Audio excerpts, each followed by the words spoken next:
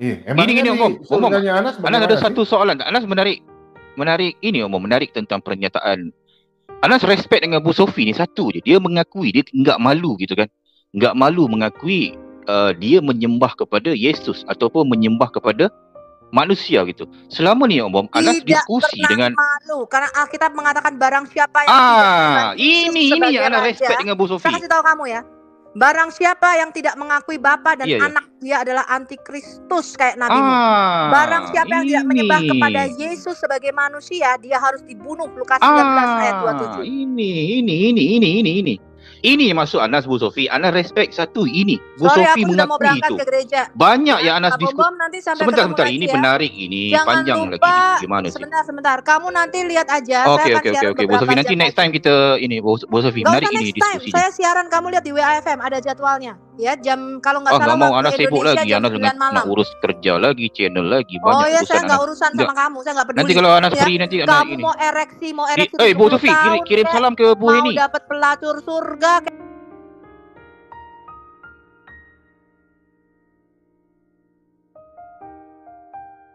Yahudi punya Tuhan itu yang bertauhid. Allah itu punya anak, Bu Uti. Iya, Allah anaknya iya. cewek semua. Tetapi kan Allah bilang mengatakan gini. Terus Allah kan bilang begini ya. Sebentar. Ya sebentar, saya belum selesai ya. Mereka meniru ucapan orang-orang yang kufur sebelumnya. Sebelumnya Allah melaknat mereka, bagaimana mereka sampai berpaling. Nah ini kan Allah salah pikir mengenai konsep anak Allah, Allah Bapa di dalam kitabnya orang Yahudi, ya kan? Dia mengatakan ya bagaimana Allah punya anak kalau nggak punya istri. Nah tetapi ketika dia mengatakan bagaimana Allah nggak punya anak kalau nggak punya istri di dalam An-Najm 53 ayat 19 sampai 20 malah dia mengatakan begini. Apakah patut hai kamu orang-orang muslim menganggap Al-Lata, Al-Uzza dan Manat yang ketiga sebagai yang terkemudian. Nah kan ada yang namanya anak Allah ya sebagai anak perempuan Allah. Nah itu gimana? Dia mengatakan gimana Allah bisa punya anak kalau nggak punya istri, tapi dia malah bilang gini ya. Apakah patut hai kamu orang-orang muslim menganggap Al-Lata, Al-Uzza dan Manat yang ketiga sebagai yang paling terkemudian? Nggak boleh diterkemudiankan. Harus diinikan kan sebagai anak perempuan Allah. Nah, ini kan kontradiksi, artinya ya Tuhannya orang Yahudi itu tidak ada yang disebut sebagai tauhid. Ya, tauhidnya di kami, esanya di kami bukan sama dengan esanya di tempat Anda. Esanya di tempat Anda itu berasal dari agama Sabi'in, ya kan? Sabi'in itu sebelum Nabi Muhammad menyiarkan agamanya, agama Sabi'in itu sudah monoteis gitu loh. Bauti, ya itu dari situ. Bauti, jangankan Esa, Tuhannya saja mereka nggak tahu siapa. Tanya, Tuhan, tunjukkanlah kami jalan yang lurus mau ketemu Ibu Sofi. Nggak tahu Ibu Sofi kemana? Ya silakan Bu Sofi, udah. Diam dia, terdiam. Gak bisa ngomong si Anu. Udah dia tutup mulut udah. Ya silakan yang lain. Ya silakan Bu Sofi. Iya, nanti beberapa jam lagi aku juga akan ngajar apakah Yahweh sama dengan Allah SWT. Jadi kita dalam menjawab Muslim itu kadang-kadang kita terbawa narasi mereka yang mana tidak sesuai dengan Alkitab. Mereka punya kepercayaan lam yalid walam yulad, Allah tidak beranak dan tidak diperanakkan. Tetapi ketika kita menyelidiki Quran itu secara biologis, Allah itu harus punya istri untuk punya anak. Nah ini bukan pandangan Alkitab. Di dalam Alkitab Mazmur 2 jelas, Yod He Vav He berkata, Tuhan kita berkata, anakku engkau kuperanakan pada hari ini. Iya. Dan Amsal 30 ayat 4 jelas, siapakah namanya dan nama anaknya. Tetapi bukan secara biologis. Karena anak ini sang firman yang ada di dalam diri Bapa, dia adalah firman yang ngarang semua, nggak ada dalil. Jadi jangan pernah terpengaruh Quran. Nggak tahu apa-apa. Quran udah jangan panas, Anu. Punya sebentar. Ngarang ini mah apa tuh, nggak ada dalilnya. Ngocos aja. Ada. Asumsi. Semua ada dalilnya kalau Alkitab. Nah, aku paling nggak buka. kalau Ini Yohanes 13:3 buka. Nah, aku paling nggak Boleh suka nih semua kalau kitab dipotong kayak kamu, begini ya. Jadi Muslim itu tidak tahu tentang bahasa Ibrani, tidak tahu tentang Alkitab kita. Ya, tapi berani Emang menyimpulkan. kamu ngerti bahasa Ibrani itu? Kita Siapa di uji sini aja, yang ngerti kita bahasa uji. Ibrani? Ayo. Kita uji. Saya tanya sama Ayo. kamu. Saya tanya sama kamu. Saya tanya sama kamu, saya uji kamu ya. Uji apa? Emang kamu dosen saya? Loh, kamu kan menantang saya bahasa Ibrani. Saya Ya mah bisa. Ya sekarang Nggak bisa saya bahasa tanya. Ibrani. Saya Cuman tanya bisa sama bahasa kamu, Ibrani kita nggak? uji kamu. Apakah kamu bisa berbahasa Ibrani seperti saya? Nggak bisa. Aku mah nggak bisa. Dan bukan Ya orang sudah, Ibrani. kalau Kenapa goblok kamu itu diam. ngomong begitu Emang dong? Saya kasih tahu Yesus kamu ya. orang Ibrani. Kalau kamu itu bodoh, Orang Yerusalem, orang kalau Eropa. kamu itu bodoh, kamu dengerin orang pintar bicara, kamu diam. Kalau kamu bodoh, kamu dengerin orang pintar bicara, kamu diam. Anu diam dulu, anu diam dulu, anu diam. Oke. Anu diam dulu. Oke. Nah, diam. Sudah? Kamu mau diam apa kamu mau nerocos? Kalau kamu Udah, dia udah diam, dia udah diam. saya Udah. Jadi kita dalam menjawab muslim jangan pernah terbawa narasi mereka. Saya perhatikan terus nih. Saya dulu juga kaji. Oh benar, kita setuju Allah tidak beranak dan tidak diperanakkan.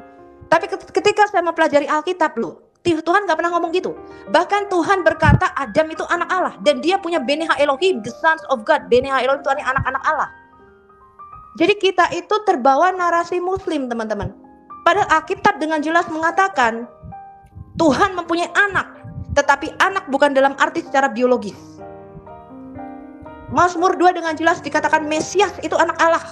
Makanya ketika Yesus bertanya kepada para muridnya, menurut kamu siapakah aku ini? Petrus mengatakan, engkau Mesias anak Allah yang maha tinggi. Setan-setan orang yang kerasukan setan berkata, engkau Mesias anak dari yang maha tinggi. Marta berkata, engkau Mesias anak Allah yang hidup. Dan ketika Yesus dihadapkan ke mahkamah agama, imam besar yang ahli Taurat, ngerti benar kitab Taurat Musa, imam besar itu bertanya kepada Yesus, apakah engkau Mesias? Katakan terus terang kepada kami, anak dari yang maha tinggi, anak yang terpuji. Jadi mereka tahu Mesias anak Allah. Nah kita ini terbawa narasi muslim, lam yalid wa lam yulad, Allah itu satu kayak hidung gue. Enggak begitu. Ternyata Alkitab menampakkan diri kepada Abraham dalam rupa 3 manusia laki-laki. Jadi kita ini terbawa narasi muslim. Nanti mungkin jam berapa ya waktu Indonesia, pokoknya udah diatur. Saya akan bicara mengenai Yud-Heh-Wah-Weh dan Allah SWT. Anda perlu tahu ini, karena Kristen ini terbawa-bawa sehingga oh iya ya Tuhan yang benar itu satu kayak hidung gue. Enggak, Tuhan yang benar adalah Tuhan yang disembah Abraham, Ishak dan Yakub. Iya, Tuhan tadi dia mau samakan itu tadi di ayat Yohanes 17 ayat 3. Engkaulah satu-satunya Allah yang benar, dia membawa-bawa ke dalam satunya-satunya yang esa. Iya, satunya menurut mereka satu hidung kayak kita, hidung kita Bu Uti. Iya. Enggak, beda. Allah di dalam Alkitab, Allah yang disembah Abraham, Ishak dan Yakub, itu nature, hakikatnya, ya, karakternya beda dengan Allah SWT. Makanya tadi dia bingung, Yesus berdoa kepada Bapa itu siapa? Karena menurut pandangan Islam, Tuhan itu tidak bisa sekaligus berada di surga dan di bumi dalam waktu yang bersamaan. Gitu. Allah mereka nggak omnipresent, Allah mereka nggak maha hadir. Nah, kita terbawa-bawa narasi mereka, ngerti nggak? Iya. Karena Allah mereka dikatakan di atas arsy, turun tiap sepertiga malam. Kalau Allah itu turun di bumi nggak ada di arsy. Itu pandangan Islam. Karena Allah mereka itu zat bukan roh. Iya, dengan berkiblat itu sudah membuktikan bahwa dia nggak omnipresent. Kalian berkiblat. Betapapun kalian menyangkali bahwa itu kan hanya arah sembahyang. Oh maaf, kalian menyebut Allahumma labbaik, Allahumma labbaik. Ya Allah ke rumahmu aku datang. Ya Allah ke rumahmu aku datang. Ternyata si rumahnya Allah, rumahnya nggak di situ. Nggak ada Allah. Iya. Bu Sophie, itu di live chat itu nggak banyak orang nggak suka sama Bu Sophia tuh. Tahu udah suruh naik aja, naik, ayo. Don't care. Naik aja, naik. Saya berapologet untuk disukai sama Ibu kalian. Nah, gini teman-teman yang Kristen, ya. Nanti kita buka ayat yang Ibu Sophia tuh kasih tahu ya. Pernah Pak Bobo kan khotbah. Itu tentang nubuatan. Mbak Sophie itu bagus ya. Jadi Mbak Sophie kasih tahu, Pak Bobo ingat kembali. Pernah Pak Bobo khotbah tahun lalu ya. Tentang nubuatan-nubuatan yang Bu Sophia kasih tahu ini memang benar. Kita buka ya, biar Bu Sophia nih ya. Dalam Mazmur 2 ya, kita buka ya. Sebelum buka Mazmur, kita buka dalam Amsal dulu. Aku sih Bu Sophia tolong kasih ingat Pak Bombon. Karena saya nggak tahu Al-Quran ya. Amsal ini kan kata-kata hikmat ya. Ini Amsal 30 kalau nggak salah tadi Bu Sophia bilang ya, benar ya. Amsal 30 hikmat. Ya, dari sini Mbak Sofi, dia dari 3 sampai 6 harus kita baca semua nih Mbak Sofi. Ini, saya baca dulu ya, saya kasih jelaskan sama mereka nanti. Supaya mereka tahu nih yang di live chat ini. Dengar ya, ini nubuatan ini lah. Kata-kata hikmat ini. Dia akan baku ikut terus sampai di Salomo dan Pak Bobom akan buka terus berapa ayat. Bagus nih Bos Sofi, terima kasih. Ingatkan saya lagi, sudah 1 tahun lebih saya udah khotbahkan ini, udah lama sekali. Nah ini, juga tidak kupelajari hikmat, ya, sehingga tidak dapat kukenal yang maha kudus. Perhatikan ini. Kalau tidak punya hikmat, tidak akan kenal maha kudus. Siapakah yang naik ke surga lalu turun? Ayo, ini kan di Yohanes 3 ini. Ya, ini ada di Yohanes 3 ayat 13. Siapakah yang naik ke surga lalu turun? Nah, ini Yohanes 3 ini. Yesus katakan, tidak ada seorang pun yang turun dari surga yang bisa naik kembali atau jalan pulang ya. Nah, ini. Siapakah yang telah mengumpulkan angin dalam genggamannya? Siapakah yang telah membungkus air dengan kain? Siapakah yang telah mendatangkan segala ujung bumi? Siapa namanya? Dan siapa nama anaknya? Nah, ini nih. Engkau tentu tahu. Nih, semua firman Allah. Nah, nih. Bu Sofi ingatkan lagi nih. Firman Allah yang murni adalah perisai bagi orang-orang yang berlindung padanya. Nih, jangan menambahi firman-Nya supaya engkau tidak ditegurnya dan dianggap pendusta. Nah, kalau kita lihat di sini, kita buka di kitab Mazmur. Mazmur 2. Ya, Jadi, Mazmur 2. Iya, sebentar. Di dalam perjanjian baru, siapa yang menyangkal bapa dan anak, dia adalah antikristus. 1 Yohanes 2 ayat 22. Ya. Jadi kita itu malu, teman-teman, mengatakan Yesus anak Allah. Loh, sampai kamu penggal leherku tuh. Yesus itu tetap the Son of God, anak Allah. Karena Alkitab mengatakan demikian. Nah, orang Kristen terbawa narasi Muslim, lam yalid wa lam yulad. Lah Allah, mereka punya anak perempuan. Tapi karena mereka tidak tahu konsep anak Allah, mereka berpikir Allah ini punya istri, Pak Bobom. Makanya Muhammad di dalam ketika diskusi dengan orang Kristen Najran, ketika orang Kristen Najran berkata firman Allah adalah anak Allah, Muhammad berkata bagaimana mungkin dia bisa punya anak sedangkan dia nggak punya istri. Nah, kita terbawa pikiran Muhammad yang offlock ini. Saya sih enggak terbawa saya. Tadi Ya, tuh si Anu bukan Buti. Iya. Maksud saya ketika kita menjawab, kita tuh malu-malu kucing bahwa Allah itu memang punya anak. Memang punya anak. Dia mengatakan Beneha Elohim, the sons of God. Nah, ini orang Kristen gak baca Alkitab. Tetapi bukan dalam pengertian Allah itu punya istri, kemudian istrinya hamil punya anak. Bukan ya. Allah itu sumber. Yang keluar dari dia itu disebut the son of God karena mencerminkan gambaran daripada Bapa. Dia disebut Bapa itu punya alasan, teman-teman. Ya makanya ada belajar ya sama Pak Bom, sama teman-teman Kristen, sama Bu Uti. Ya, moga-moga Anda juga bisa belajar di channel saya. Anda harus ngerti prinsip Alkitab, jangan terbawa narasi Muslim. Allah di dalam Alkitab kita dengan Allah yang mereka sembah totally different, totally berbeda. Karakternya beda, nature-nya beda. Allah mereka itu zat, Allah kita roh. Allah mereka tidak bisa berada di bumi dan di surga dalam waktu yang bersamaan. Allah kita bisa, saya bisa tunjukkan ayatnya. Kita terbawa narasi uclim. Allah Iya. kan atu kayak hidung gue. Ini Bukan, kan mereka kita nggak pernah mengatakan begitu. Mereka Allah kan itu ini. esa. Mereka kan ini. Nah, ininya kan Anu, framing mau ya. tanggapi, Anu? Ya Anu, mau coba tanggapi, Anu? tunjukkan di mana kata Pak Islam tadi. Mana tunjukkan di mana Yesus sendiri mengaku Tuhan. Yesus mengaku Tuhan. Saya sih nggak mau tergiring oleh mereka. Yesus datang ke dunia mengaku anak Allah, bro. Mengaku anak manusia, menjadi penebus dan juru selamat. Dia nggak ngaku Tuhan, nggak mengaku Allah. Iya. Nggak ada. Jadi memang ada beberapa pernyataan Yesus ngaku Tuhan, tetapi inti dari yang Yesus datang itu untuk jadi penebus, untuk jadi anak Allah, jadi penebus dan juru selamat. Tetapi kan anak Allah itulah yang sedang ditunggu-tunggu oleh orang-orang Yahudi itu, orang-orang Farisi itu. Mereka tahu banget ketika Yesus akhirnya gitu kan mengaku bahwa dia itu anak Allah, ya disitulah mereka menghukum Yesus dan mengatakan Yesus menghujat Allah. Karena kata anak Allah itu artinya ya Yesus mengaku Tuhan, mengaku sama dengan Allah. Karena itulah yang mereka sedang tunggu-tunggu. Ya, mereka hanya menolak Yesus itu karena kesombongan mereka gitu kan. Karena kedegilan hati mereka dan karena mereka kecewa. Kan dikatakan di dalam Alkitab, kita sedang menunggu-nunggu Mesias, tetapi siapa ini? Dia cuma anak tukang kayu gitu kan. Tetapi orang-orang Farisi itu kenapa menyalibkan Yesus? Karena Yesus, intinya Yesus mengaku anak Allah. Inti pengajaran Yesus dia datang ke bumi, dia mengaku anak Allah. Ya, Jadi jangan mau tergiring oleh mereka, framingnya. Mana Yesus ngaku Tuhan gitu kan, kata si Al-Ayubi. Dengan mengaku anak Allah artinya dia mengaku Allah di dalam Yohanes 5 ayat 18, Yohanes 10 ayat berapa tuh? Ya Yohanes 8 itu baca ya. Boleh aku dia tambahin? Menyamakan dirinya dengan Allah. Ya, silakan Bu Sofi, silakan. Di dalam kitab Ibrani, iman gereja Kristen awal ya, orang-orang Kristen mula-mula jelas ketika dia membawa anaknya yang sulung ke dalam dunia. Iya. Ya, Ibrani 1 ayat 6.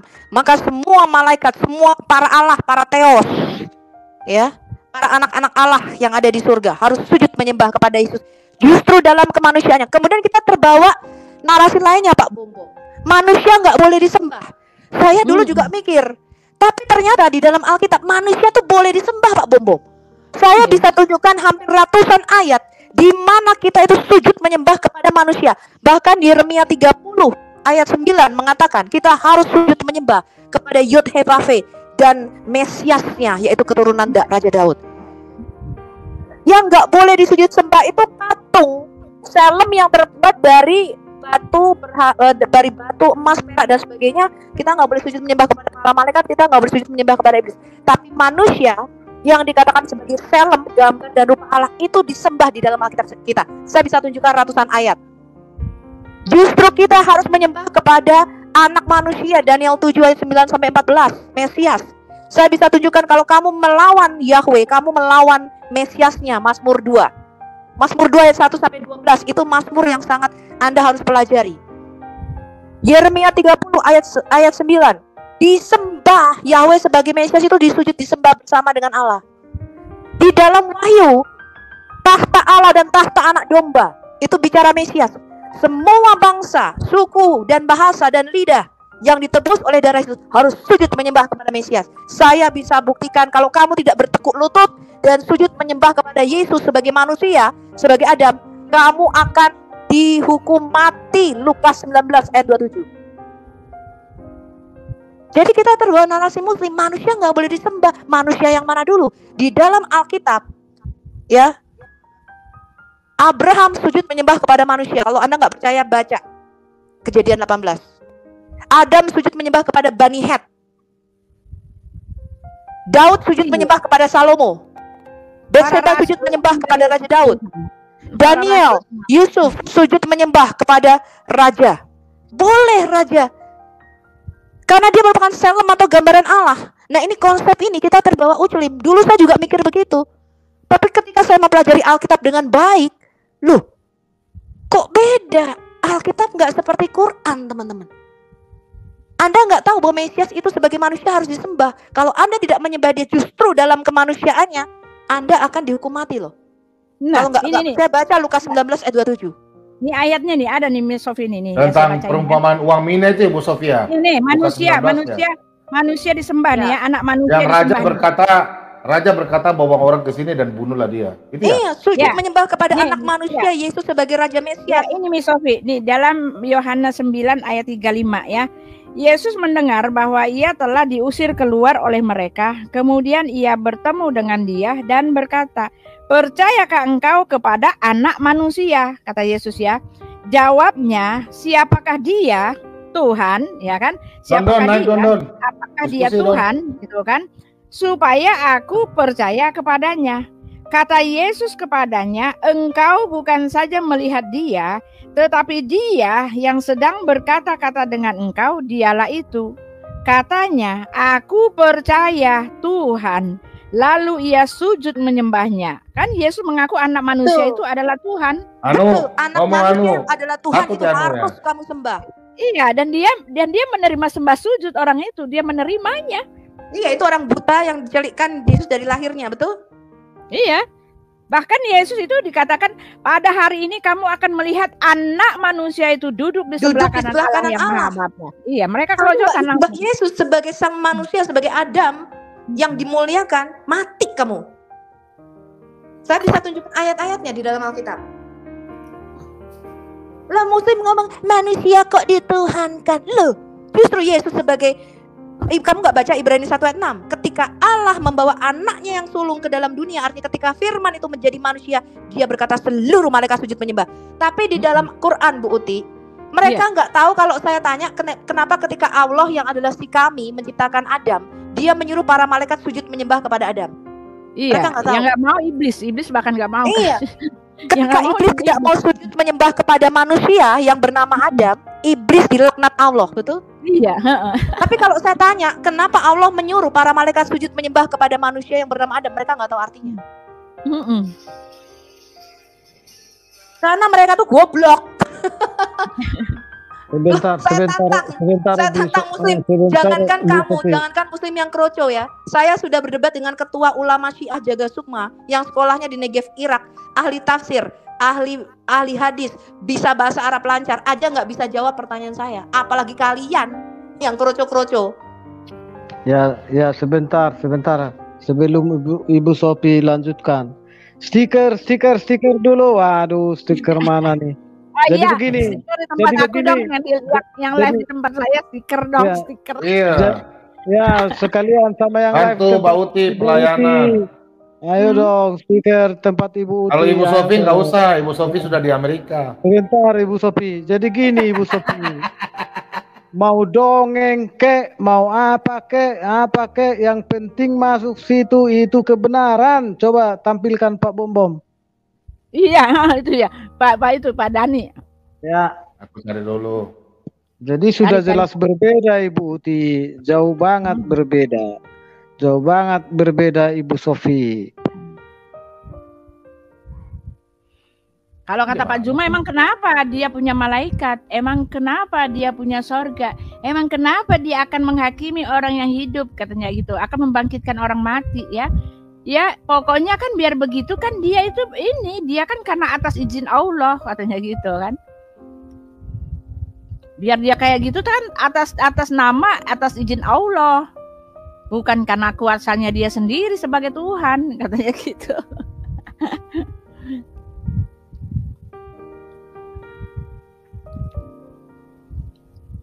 Halo? Ya. Pada diam semua. Ya udah Pak Bom, itu Pak Dani tolong Pak. Di Palidara ada Pak, bukan di Palidara punya. Tidak satupun Muslim itu cerdas ya. Makanya saya kasih tahu Anda ya, B.J. Habibie itu tidak pernah sekolah ke Arab Saudi, sekolahnya ke negara kafir Jerman. Kalau enggak, B.J. Habibie pulang-pulang enggak bikin pesawat terbang dia. Ya, bikin obat kuat dia. Enggak ada negara Muslim itu pintar tuh, enggak ada. Makanya goblok, makanya survei kemarin membuktikan ya Pak Bom rata-rata IQ-nya 78 di bawah gorila. Karena hanya bisa menghafal dan bisa berjantan doang. Ya, mereka ketika membaca data dan informasi, mereka tidak bisa menganalisa. Ngerti nggak? Jadi mereka itu gobloknya minta ampun. Ya. Bu Sophie. Nih, Bu Sophie. Goblok. Bu Sophie ini Bu Sophie. Sabar. Bu Sophie ini Bu Sophie. Video bagus nih Bu Sophie. Iya, kota video ini. Ada itu katanya orang tua satu, dia bilang mengakui benar ada dongeng. Benar nggak? Dia ngomong. Iya. Betul. Itu kurang ajar katanya di Bom tuh. Ada orang tua satu katanya yang mengakui benar ada dongeng.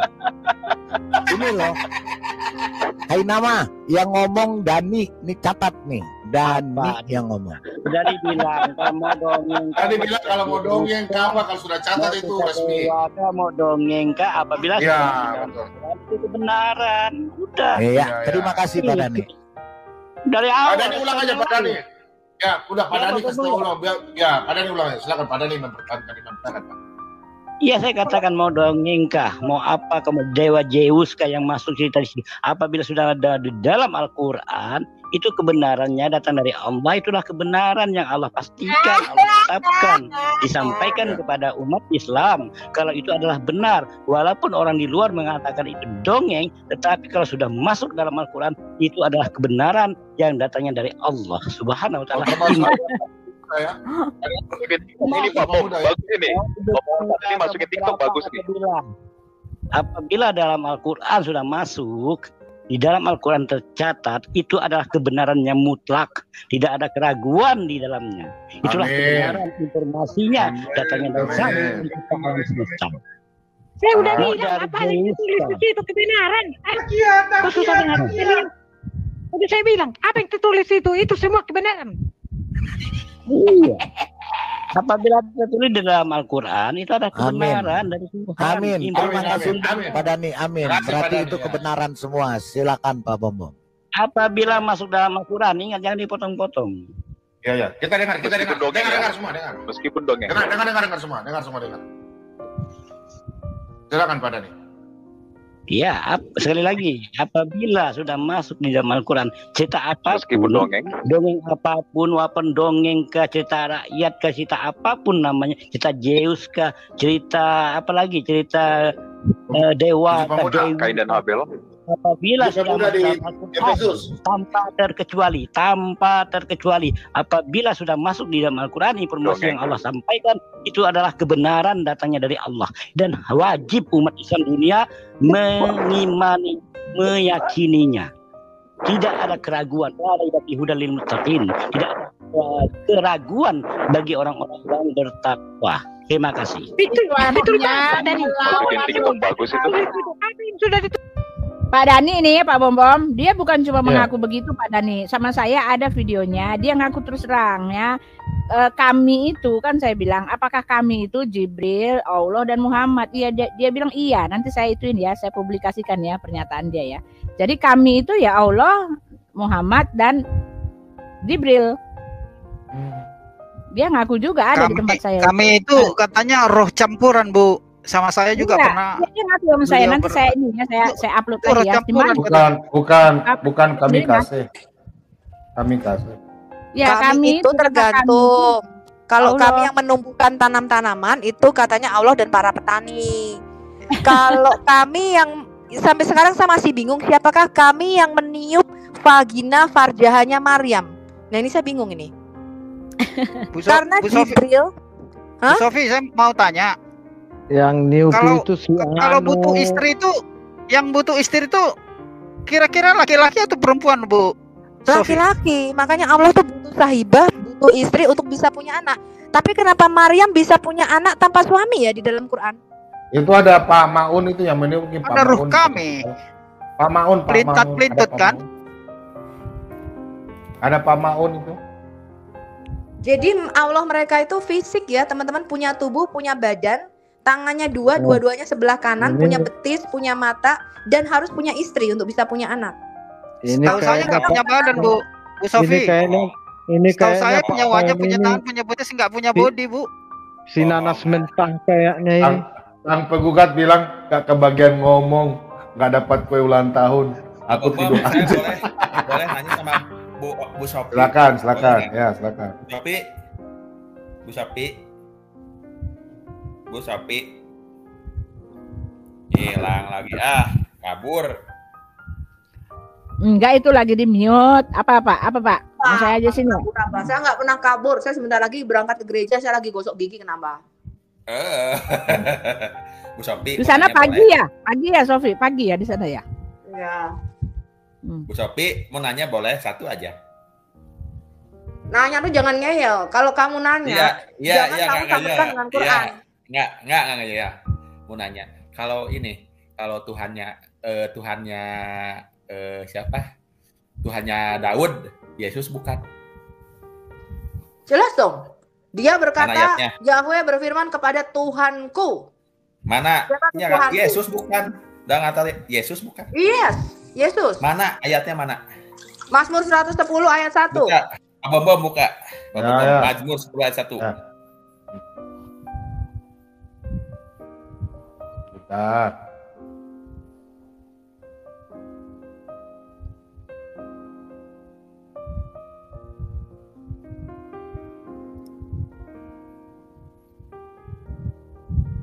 Tuhannya Yesus itu Mesias. Mana? Maka Daud itu saya kasih tahu kalian ya. Mana? Di dalam Alkitab, sebentar saya kasih tahu ya. Yang harus disujud sembah itu Yahweh dan Mesiasnya.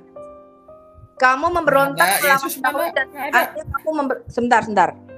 Kamu memberontak melawan Yahweh, artinya kamu memberontak juga melawan Mesiasnya. Mana Yesus di sini Tuhannya Daud, Yesus mana?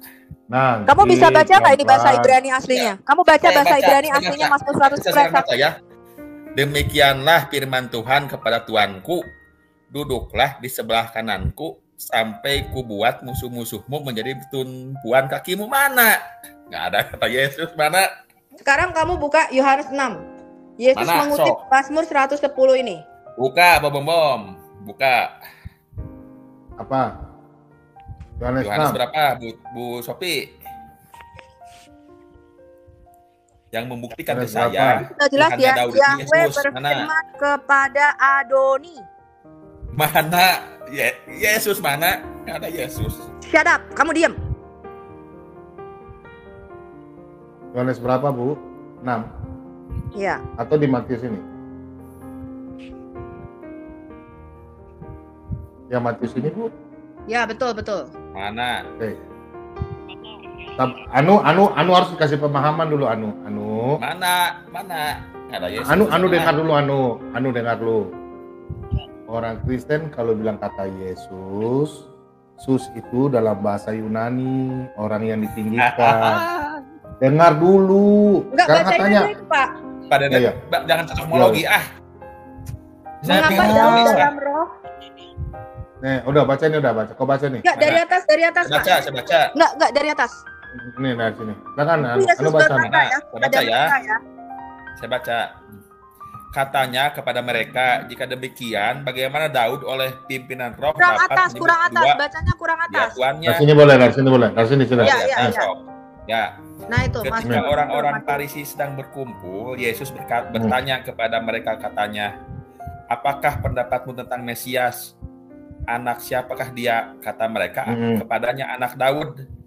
Katanya kepada mereka, jika demikian manakah Daud telah oleh pimpin roh dapat menyebut dia Tuhannya ketika dia berkata, Tuhan telah berfirman kepada Tuanku, duduklah di sebelah kananku sampai musuh-musuhmu kutaruh di bawah kakimu. Ya mana? Nggak ada.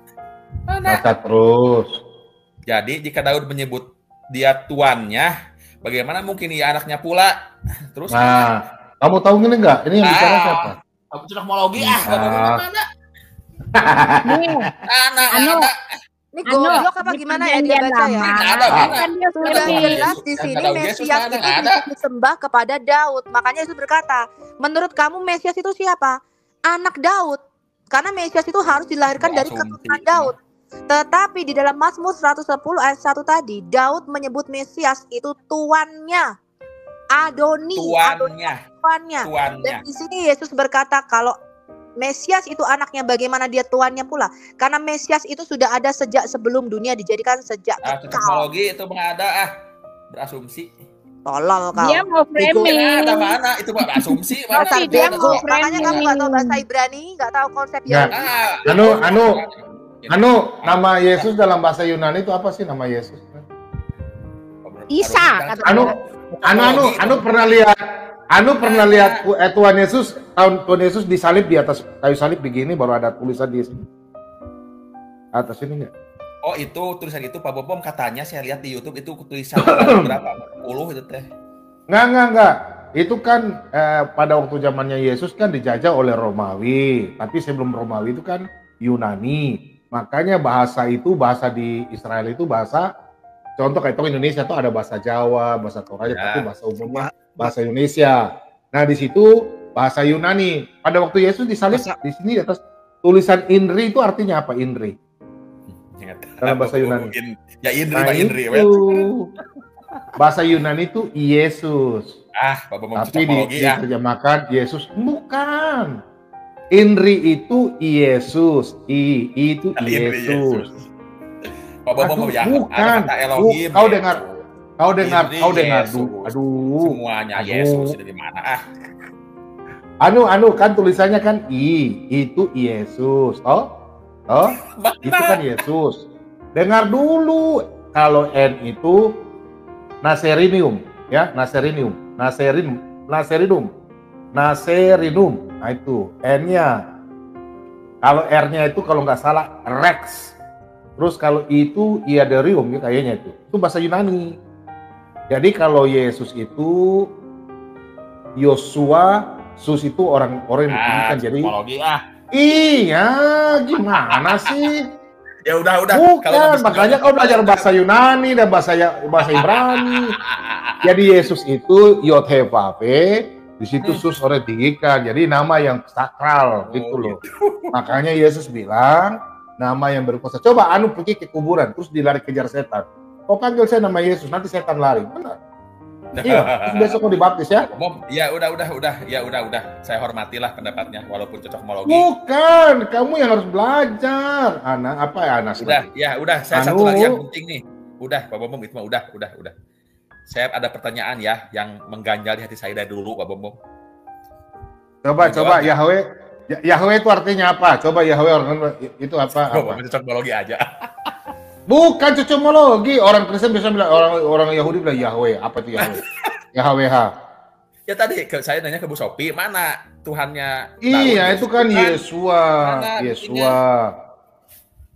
Makanya kan nama Yesus itu kan Yesua. Yesua kata situ Sus itu nama orang Yunani yang ditinggikan.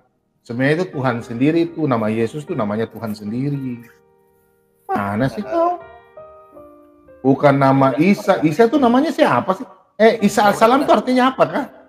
Udah. Anu mah belegok ya. Anu di dalam Al-Quran ada anu tuh, ada kata anu ya. Kamu ada tuh anu. Allah bertanya si anu. Satu lagi tolong dipikirkan ya dengan jernih ini mah. Logika saya ini mah. Ini logika saya, asumsi saya tuh nggak tahu apa-apa. Ya. Kau tuh sarjana teknik, arsitek, tapi otak kenapa gorila ya, aneh-aneh juga. Gorila apa itu? Ada ayatnya Pak Bombom? Saya mah realistis, mana ayatnya? Nggak ada. Apa anu? Ini satu lagi Buti ya. Iya, apa pertanyaannya apa? Ini yang mengganjal saya dari dulu ini sampai sekarang belum terjawab ya. Pertama, saya dari belajar ya. Pertama, Yesus orang Yerusalem ya. Benar kan, Buti? Iya. Itu. Terus orang Romawi itu kan musuhnya Yesus itu pertama. Benar ya, Buti, benar kan? Iya. Nah, terus Paulus itu kan musuhnya Yesus. Benar kan? Tidak. Ya, benar kan? Dulu, itu yang sebelumnya. Yesus oleh Paulus tuh. Enggak, sebelumnya. Saulus. Bukan Paulus, Saulus. Iya, terus apa masalahnya? Udah sebentar. Terus gini, anehnya kan Yesus apa-apa yang diajarkan Yesus dengan Paulus beda, itu ya pertamanya. Siapa bilang beda? Di mana bedanya? Sebentar. Bedanya di mana? Sebentar. Saya lihat ajaran Yesus dengan Paulus beda. Yesus musuhnya Paulus itu udah ya. Terus apa sih framing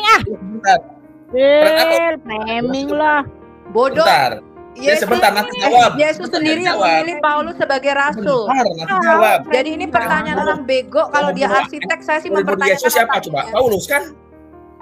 Framing lah. Yesus sendiri bertemu dengan Paulus ya. Yesus sendiri yang memilih Paulus menjadi rasul untuk bangsa-bangsa goyim. Nggak ada ayatnya, nggak ada. Goblok, kamu nggak baca Kisah Rasul 9? Sebentar, gini, saya tanya gini ya. Sebentar, saya bukan hanya minta tunjukkan. Sebentar, sebentar. Roma di musuhnya Yesus bayangkan dan ajarannya beda. So, kalau saya mau tanda tanya. Saya bukan hanya bisa tunjukkan dari Kisah Rasul 9 bahwa Yesus mengutus Paulus. Saya tunjukkan dari 25 tafsirmu surat Yasin ya. Surat Yasin ayat 14 bahwa Paulus adalah utusan Allah, utusan Yesus. Paulus dengan Yesus. Saya akan tunjukkan, kamu baca dong, kamu lihat video saya dong. Ya, 25 tafsir Islam yang menunjukkan namanya kura-kura Bu ya. Oleh Allah. 3 utusan yang ke Antioquia di surah Yasin ayat 14, ya surah 36 ayat 14, surah Yasin ayat 14. 3 utusan yang diutus oleh Allah di surah Yasin ayat 14 ke Antioquia adalah Simon, Petrus, Yohanes dan Paulus. Jadi kamu itu goblok. Dia kira itu kura-kura Bu, Bulus itu. Bulus. Bu Sofi, bayangkan gini, tolong. Bukan hanya saya tunjukkan dari Alkitab, Paulus utusan Allah dan utusan Yesus. Saya tunjukkan dari Quranmu, surat Yasin ayat 14. Dan semua 25 tafsir Islam bahwa Paulus adalah utusan Isa Al-Masih dan utusan Allah. Paulus itu musuhnya Yesus. Musuh apa? Yesus kan Paulus. Kenapa diikuti? Musuhnya Yesus tuh yang di luar Israel, itu musuhnya Yesus. Bukan itu, Paulus itu penjahat itu, Pak. Enggak. Yang musuhnya Yesus tuh yang tidak mengakui Bapa maupun anak. Lebih baik sama Pak Maun saja. Paulus itu sudah bertobat. Ya, dia itu ahli Taurat. Karena cintanya kepada Taurat, ya dia berpikir bahwa Yesus ini bidat. Ya, tapi ternyata ketika dia ketemu dengan Yesus, dia Mesias. Ya, bukan hanya saya bisa tunjukkan dari ayat Alkitab, ya, tetapi saya bisa tunjukkan dari ayat Quranmu, surah Yasin, surah 36 ayat 14, bahwa Paulus utusan Isa dan utusan Allah. Surat berapa? Surat berapa, Mbak? Surah Yasin, Pak. Surat Yasin itu surat berapa ya? Yasin. 36. Sebentar. Kita buka dulu 36. Karena orang Kristen kebanyakan terbawa naratif kucing. 14, Pak. 14. Oke, kita buka dulu. Baru mau belajar Bu Sophia tuh lah. Orang Kristen terbawa narasi musim Paulus. Ternyata di dalam Qur'annya sendiri 3 utusannya diutus ke Antioquia ini, Simon Petrus, Yohana dan Bulos. Yang namanya Saduk dan Salum. Anas baca Anas. Anu baca Anu.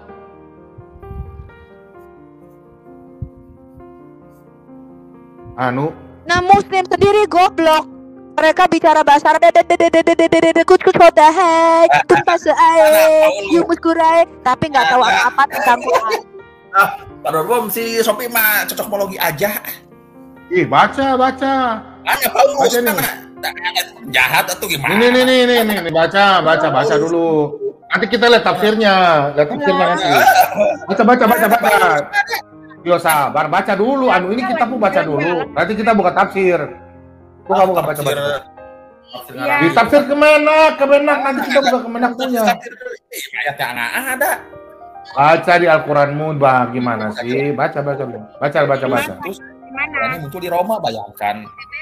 Bukan baca Anu kenapa kamu nggak baca Al-Quranmu? Temannya suruh jemput papinya aja ya. Itu catatan saya, jangan lari kemana-mana Jawab. Gini, baca Al-Quran dulu, silakan. Baca Al-Quran. Baca dulu. Baca. Nggak ada Paulus, nggak ada. Saya nggak mau cocokmologi Nggak, baca dulu. Kita Paulus nggak ada. Paulus apa tuh? Siapa tuh? Bukan Paulus. Orang siapa bilang Paulus? Ya kan pertanyaan saya tadi, Pak Bom ini jadi jauh kemana-mana ini. Ini siapa nih? Ini siapa nih? Bom. Nama siapa nih? Bom. Ini Yuyan dan siapa? Aku sudah asumsi katanya Paulus itu musuh Yesus, tapi berdasarkan surat Yasin ayat 14 terbukti Paulus itu utusannya Isa Al-Masih. Ini siapa nih? Anu. Goblok. Kamu kelihatan gobloknya ilmu saya. Ini baca nih. Siapa nih Anu?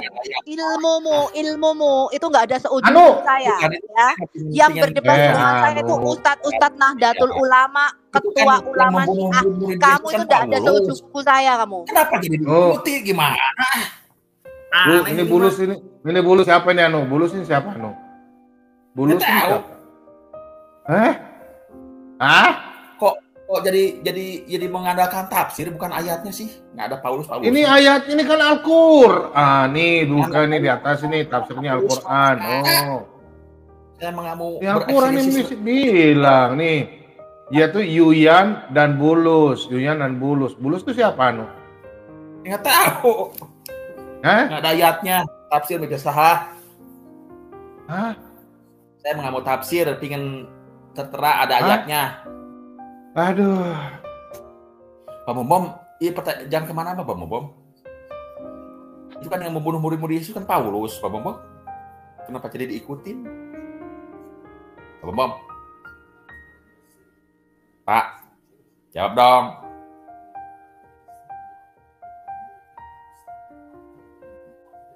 Bagaimana? itu kan musuhnya yang membunuh murid-murid Yesus Paulus.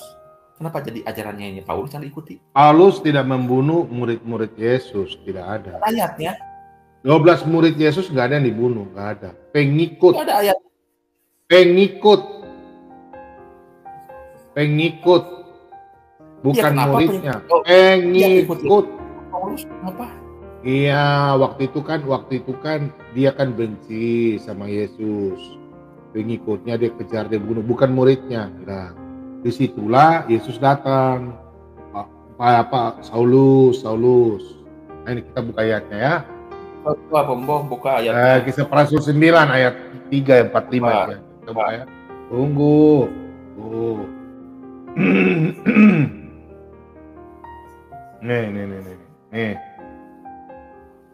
Nih, mulai dari situ dah. Dalam perjalanan ke Damsyik, ketika ia sudah dekat di kota itu, tiba-tiba cahaya memancar dari langit mengelilingi dia.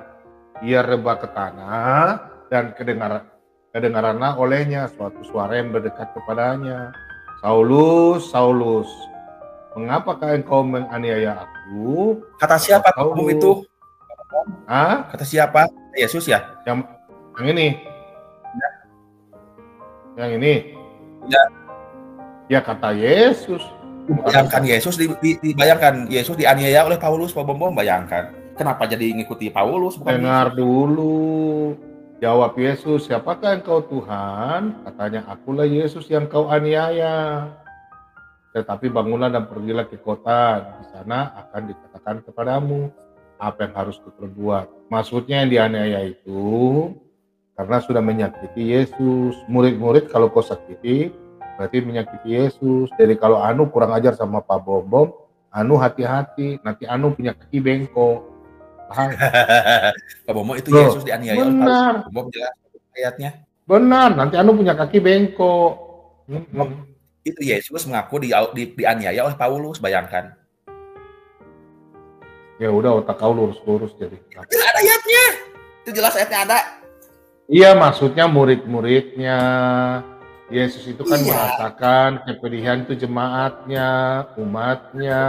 Itu dia. Makanya Yesus karena Yesus itu Tuhan.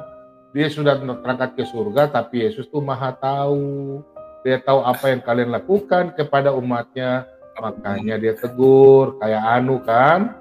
Kau kukasihi dan kau kutegur. Kalau nggak bertobat ya siap-siap kampak di bawah pohon. Anu siap ditebang, jadi toki jadi RW.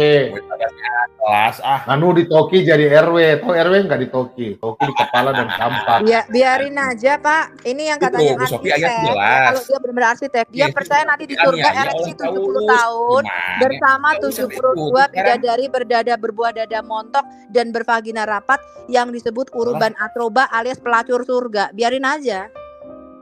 Bu Sophie, itu Yesus mengaku dianiaya oleh Paulus. Arsitek goblok ya kayak begini nih. Yang percaya nanti dia ereksi 70 tahun di surga.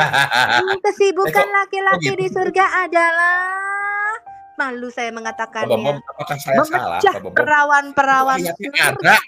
Sudah dipecah, perawan lagi.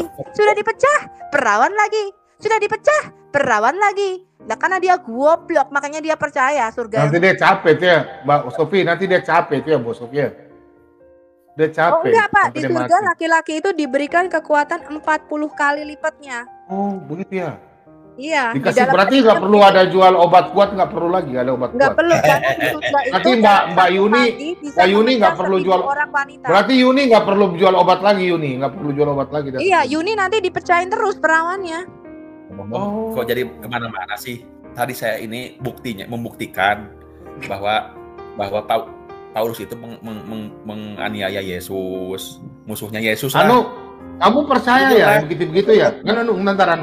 Anu, kamu percaya ya kalau hidup sekarang nanti hidup di surga tuh pesta-pesta seks? Kamu percaya ya Anu? Kamu jangan bereksegesis liar. Nah, saya tanya saja, kok eksegesis? Itu kan kitabmu. Anu percaya ya Anu ya? Gitu. Itu tafsir, saya bisa tunjukkan di dalam Qur'annya bahwa mereka kesibukannya memecah perawan. Perawan itu berbaring di sofa-sofa karena menurut mereka itu di jannah itu taman ya. Jannah itu seperti taman Eden yang Jadi mereka si Anu ini nanti akan memecah perawan-perawan kesibukannya nggak usah mikir si Allah. Kamu tuh sibuk aja mikirin bagaimana caranya kamu bisa dalam satu hari memecahkan 1000 orang perawan. Kenapa kok jadi perawan? Urusannya apa coba bayangkan? Nah itu kalau perawan begitu, Anu nanti kalau kau di surga aku bermain begitu, nanti yang jaga kamu bermain siapa? Bom, kok melemparkan isu yang lain sih? Saya kan tadi barusan ada ayatnya yang bertanya. Yesus Paulus itu musuhnya Yesus. Dia malu dengan agamanya, dia nggak bangga, Bom. Padahal itu ayatnya jelas barusan saya mau membuka sih. Kasih pelacur surga. Dia nggak bangga kasih pelacur surga. Itu ada ayatnya jelas barusan. Iya, saya mau tanya dulu, ini kan namanya kan apple to apple. Jangan, begini, kan surganya kita kan tidak ada kawin-kawin. Makanya saya mau tanya, punya surga itu gimana sih? Ada pesta-pesta di atas gitu ya? Percaya ya? Surganya Enggak, tujuan masuk surga apa? Cari nikmat kan? Bukan. Tadi itu ke Yesus dan Paulus gimana urusannya tadi? Enggak, punya surga nikmat ya ya. Ini melemparkan isu Kok isu berarti itu tidak benar? Bukan itu tidak benar. Tadi Yesus dan Paulus gimana urusannya tadi? Enggak, maksudnya itu tidak benar. Itu tidak benar, menurut itu tidak benar. Pesta seks itu tidak benar. Tahu Iya. Oh, tidak benar. Tidak benar itu. Nggak tahu. Si Anu malu Pak dengan Islam, dia malu nabinya pedofil, dia malu di surga ada pesta seks, makanya dia kutip-kutip Alkitab. Sudah jelas tadi ya, sudah jelas bahwa tubuh Kristus. Sudah dijelaskan sama Pak Bom ya bahwa kita ada ayatnya ada itu jelas Bu. Loh iya jelas tubuh Kristus, kamu nggak baca? Kamu nggak baca bahwa kita ini biji matanya Tuhan. Kamu nggak baca bahwa kita ini biji matanya Tuhan, dan barang siapa menjamah kita, tubuh Kristus, dia menjamah biji matanya Tuhan. Artinya dia mengusik Tuhan dan menganiaya Tuhan sendiri. Benar ini. Benar logika saya ini benar. Bentar ya, sebentar. Makanya bloknya kamu ya itu, logikamu jongkok sehingga percaya nanti di surga ereksi 7 tahun dan memecah perawan-perawan wanita itu ya kamu tuh yang goblok. Ada. Kau lihat. Sebentar dulu. Selamat malam. Elang Kraton ini Muslim apa Kristen ya? Elang Kraton. Selamat malam Pak Bom. Shalom. Malam. Ya. Kristen saya Kristen, pengikut Kristus Pak. Iya. Gimana Pak? Ya, selamat malam semuanya, shalom. Silakan lanjut lagi Pak, saya dengerin dulu Pak. Terima kasih banyak Pak Bom. Oke. Menurut kira-kira gimana itu kalau di surga ada pesta seks? Setuju nggak? Kita diskusi aja saya mau tanya setuju nggak?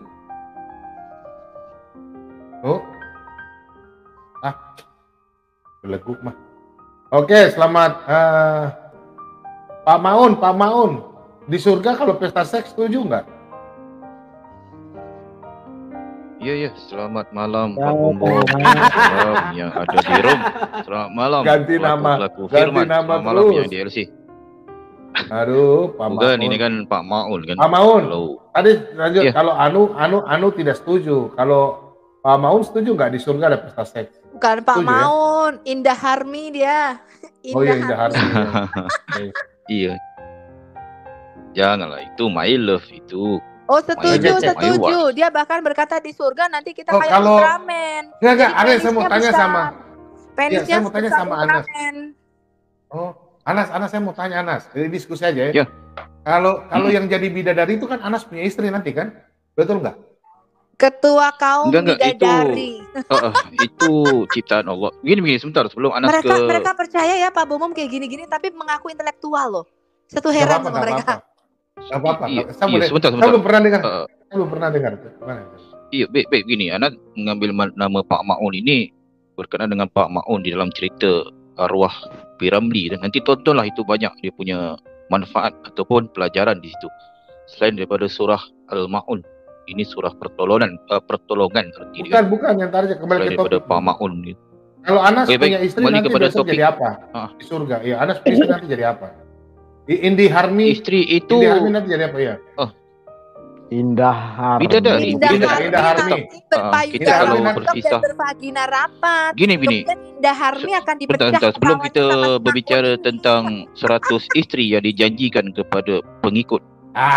Tidak ada kawin-kawinkan. Kau baca Matius 22 ayat 30. Sebentar, sebelum kita ke situ, sebentar dulu. Tidak, Anas jangan lari ke Alkitab dulu. Yeah, kita diskusi. Kalau menurut Anas, di kitab Anas kan tadi kita dengar cerita.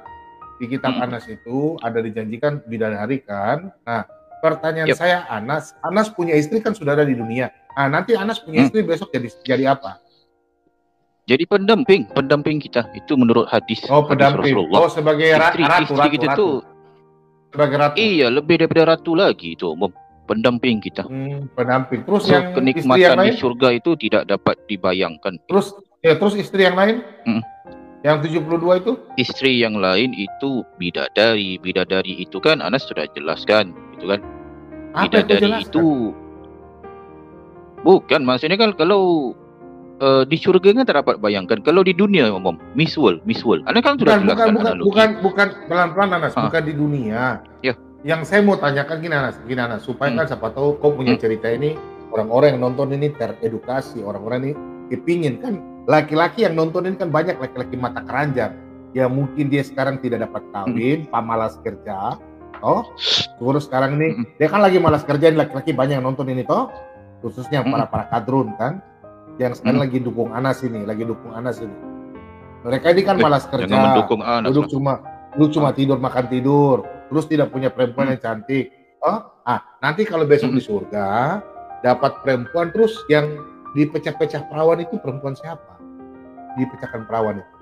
Begini, sebenarnya tadi Pak Bomo mengatakan tentang pesta seks, bukan pesta seks. Bermakna ini keindahan di surga nanti. Kalau di bumi pun, di dunia, tentang nikmat seks itu kan, mungkin yang ada nafsu yang normal gitu kan, lelaki ataupun perempuan yang normal, seks itu nikmat kan.